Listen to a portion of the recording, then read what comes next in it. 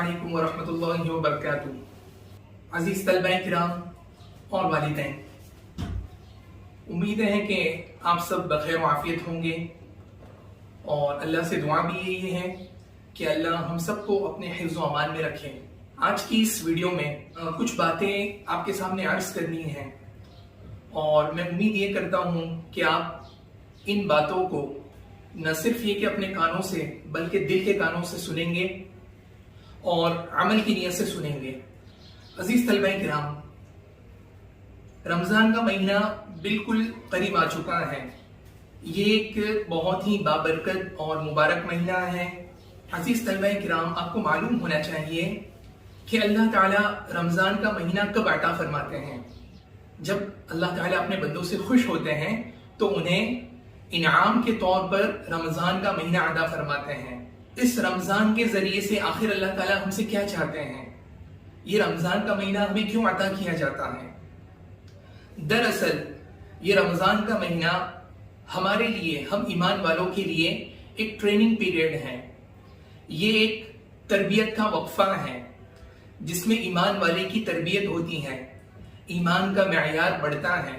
चूंकि रमजान के अलावा 11 महीनों में हम अपने कामों में मसरूफ होते हैं, अपनी अपनी मशगूलियात में लगे हुए होते हैं, तो उस वक्त हमारा रब्त, हमारा ताल्लुक अल्लाह ताला से कम होने लगता है और हमारा ज्यादातर वक्त अपने कामों में मसरूफ होता है।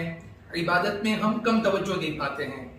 रमजान के महीने के जरिए से एक ईमान वाला बंदा भरपूर फायदा उठाता है और अल्लाह की खुशनुदी हासिल करके अपने लिए आखिरत की सआदत की, आखिरत की कामयाबी की तैयारी की कोशिश करता है। मैं ये इस मौके पर कुरान करीम की एक आयत पढ़ना चाहूंगा जो सूरह बकरा की आयत है। अऊज़ु बिल्लाहि मिनश शैतानिर रजीम, या अय्युहल्लज़ीना आमनू कुतिबा अलैकुमुस्सियामु कमा कुतिबा अलल्लज़ीना मिन क़ब्लिकुम लअल्लकुम तत्तक़ून। इस आयत मुबारका में अल्लाह ताला ने रोजे के मकसद को वाज़ेह फरमाया। अल्लाह ताला ने इस बात को वाज़ेह फरमाया कि रमजान और रमजान के रोजे को क्यों फर्ज किया गया। रोजे का मकसद यहाँ पर इस आयत करीमा में साफ तौर पर बताया गया कि तुम्हारे अंदर, तुम्हारे दिलों के अंदर अल्लाह का डर, अल्लाह का तक़वा पैदा हो जाए। माह रमजान में हम सुबह सादिक से लेकर गुरूब आफ्ताब तक हम अपनी जायज चीजों से, खाने पीने से और बहुत सी वो हलाल चीजें जो गैर रमजान में हलाल होती हैं, लेकिन रमजान में हम उन चीजों से रुके रहते हैं। ये दरअसल अल्लाह ताला की तरफ से ट्रेनिंग है, एक तरबियत का मौका है कि जो चीजें गैर रमजान में हलाल थी, खाना हलाल था, पीना हलाल था और बहुत सी चीजें हलाल थी, लेकिन सिर्फ अल्लाह की खातिर, सिर्फ अल्लाह की रजामंदी के लिए हम उन चीजों से सुबह सादिक से लेकर गुरूब आफ्ताब तक रुके रहते हैं। तो ये एक तरह से हमारी ट्रेनिंग होती है कि हम अल्लाह का हुक्म आ जाने के बाद इन चीजों से रुक जाते हैं। तो गैर रमजान में, रमजान के अलावा औकात में जब हमारा दिल, हमारा नफ्स किसी बुराई की तरफ हमें ले जाए और उस बुराई के बारे में अल्लाह का ये हुक्म हो कि उसे नहीं करना है, तो हम फौरन रुक जाएं। इस तरह की ट्रेनिंग और इस तरह की तरबियत हमें रमजान के जरिए से दी जा रही है। हम रमजान का एक एक लम्हा, एक एक साथ, एक एक घड़ी कैसे हम इसको फायदेमंद बनाएं, अपने लिए कैसे ज्यादा से ज्यादा इफेक्टिव बना लें, उसके लिए यहाँ पर कुछ चीजें मैं आपके सामने रखने की कोशिश कर रहा हूँ। आप लोग भी इसको नोट डाउन कीजिए और अपने शेड्यूल में इसको शामिल कीजिए ताकि रमजान का एक भी लम्हा जाए न होने पाए। सबसे पहली चीज ये कि हम रमजान में क्या क्या करें। रमजान में जो करने की चीजें हैं उनमें सबसे पहली चीज जो एक मोमिन की, एक ईमान वाले की सबसे बड़ी जिम्मेदारी है, वो 5 वक्त की नमाज की अदायगी जमात के साथ। ये तो आम दिनों में भी अल्लाह ताला ने बहुत ताकीदी तौर पर हर एक मुसलमान, बालिग मुसलमान मर्द औरत पर फर्ज किया है, लेकिन रमजान के महीने में तो खास तौर पर इसका बहुत ही ज्यादा एहतमाम होना चाहिए। हमारी एक भी नमाज कज़ा ना होने पाए। जैसे ही नमाज का वक्त दाखिल हो, हम कोशिश करें कि जमात के साथ नमाज अदा करें। अभी मौजूदा सूरत हाल के पेश नजर मुमकिन है कि हम मस्जिद में जाकर जमात के साथ नमाज अदा नहीं कर सकते, तो हम अपने घर पर ही जमात का एहतमाम करें, जमात के साथ घर पर ही नमाज अदा करें। दूसरी चीज जो मैं आपके सामने अर्ज करना चाह रहा हूं वो ये कि कुरान करीम की तिलावत का खास एहतमाम करें। ہمارے رمضان کا کوئی بھی دن ایسا نہ جائے جس میں ہم نے قرآن کریم کی تلاوت نہ کی ہو. ہم ایک حصہ مقرر کر لیں, جب بھی ہمارے لیے سہولت ہو اس وقت میں ہم قرآن کریم کا اتنا حصہ ضرور پڑھیں. ہمارا ایک بھی دن ایسا نہ جائے جس میں ہم نے قرآن کریم کی تلاوت نہ کی ہو. ہمارا ایک ٹارگیٹ ہو, اس ٹارگیٹ کو لے کر ہم چلیں کہ ایک دن میں مجھے یہ اتنا پورا کرنا ہے اور اتنی تلاوت ضرور کرنی ہے. اس کے علاوہ ہم کچھ صورتیں جو ہماری خواہش ہوتی ہے کہ ہم بچپن سے ہم اس کو یاد کریں اور ان کو میمورائز کریں, ہم ان کو زبانی یاد کریں, لیکن ہم کسی وجہ سے نہیں کر پائیں, تو یہ ایک بہترین موقع ہے, یہ ایک بہترین وقفہ ہے ان صورتوں کو یاد کرنے کا.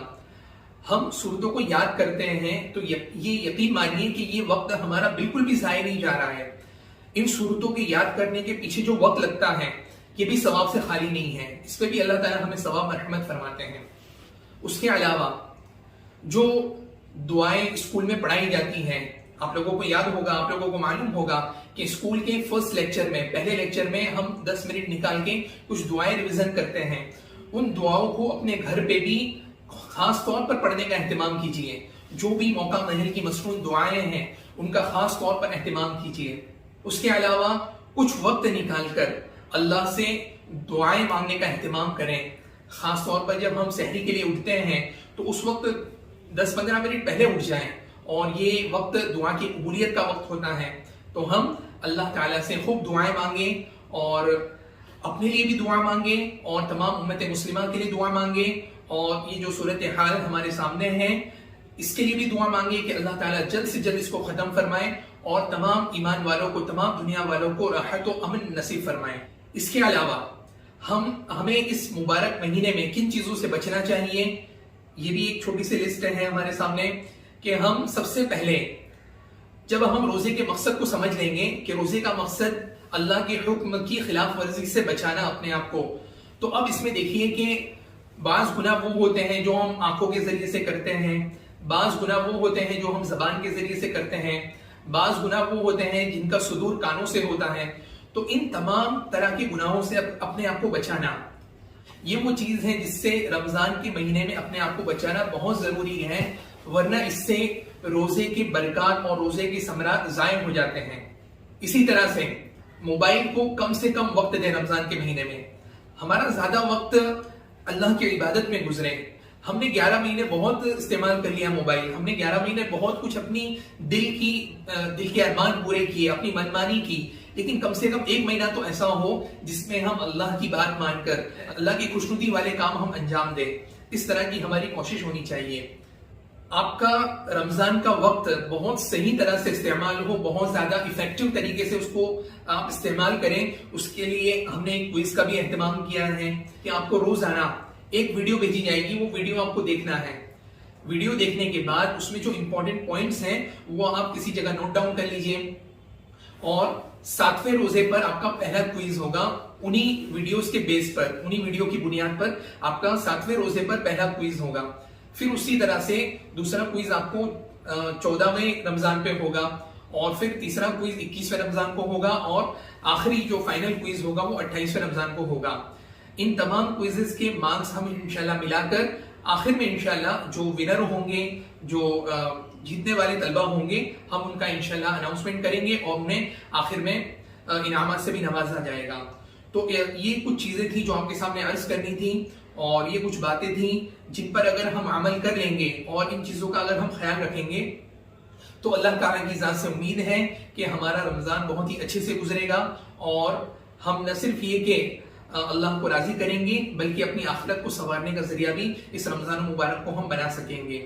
بس اسی بات پر میں اپنی بات کو ختم کرتا ہوں. وآخر دعوانا الحمد للہ رب العالمین.